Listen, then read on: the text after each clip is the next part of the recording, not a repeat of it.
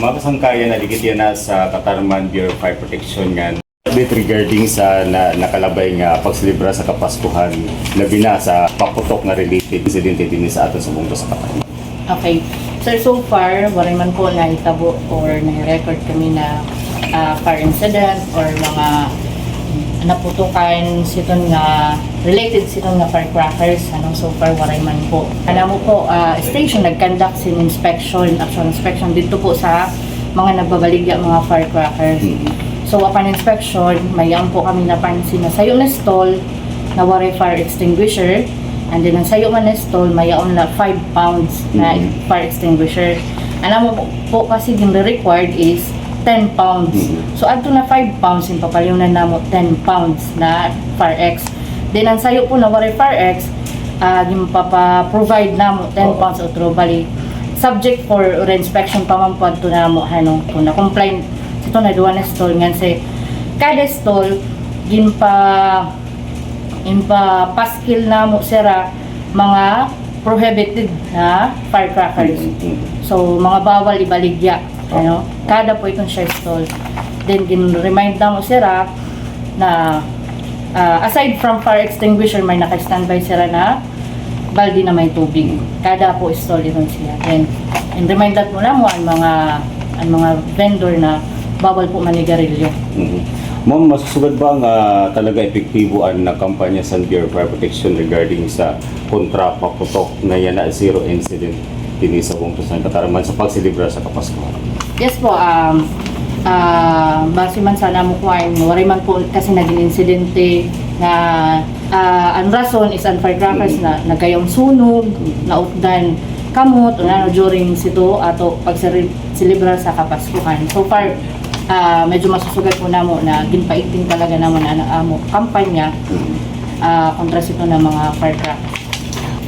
Makasangkayan nato na may naaruan sin safety tips tikang di sa Bureau of Fire Protection Katarman ari si Ma'am nano ang kinahanglan niya na nga buhaton sa atong mga kasi Katarmanan para malikyan labi na ang sunog ngan siyempre sa pagtapo sa bagong tuig may malikyan ang disgrasya. Okay.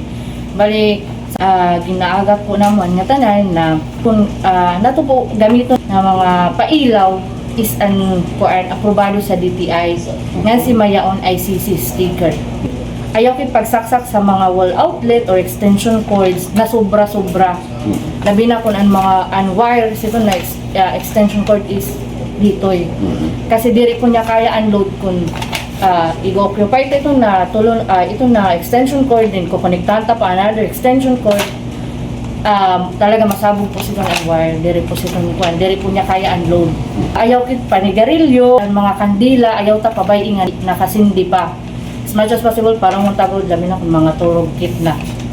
Then anaton mga Christmas lights, mga appliances sugad ko pa kung diri man ginagamit patayong tapo or hulbotong tapo sa saksakan.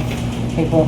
Tapos, imbis na magpaputok kita, kung kaya tala po ito ng mga diri mga prohibited na firecrackers, kung kaya ta po diri magpaputok, gumamit na la po kit sin mga alternatibo na pampaliya, sa dun, mga turutot, Then, kung magpapaputok man kit, mayroon po gin-designate na area para po siton nga mga paputok. Kung may mo dito po kit siton na area.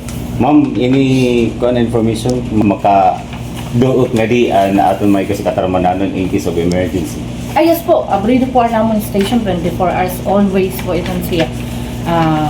Mapa-emergency medical service man or fire incident. Nagat po naman katawhan na tumawag po kit permidayon sa hotline sa BFP or arubuli sa DRMO para po kami kasi na-action man po kami dan kapag mayaon po mag-report dayon.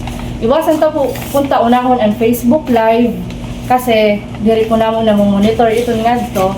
So kung pwede tawag po ugod dayon na-responde po kami dayon.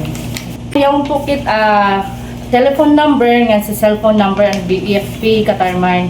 So pa-take note na lang po adi po namo telephone number 055 500 8955. Alam mo man po, cellphone number is 0917-885-5055. 153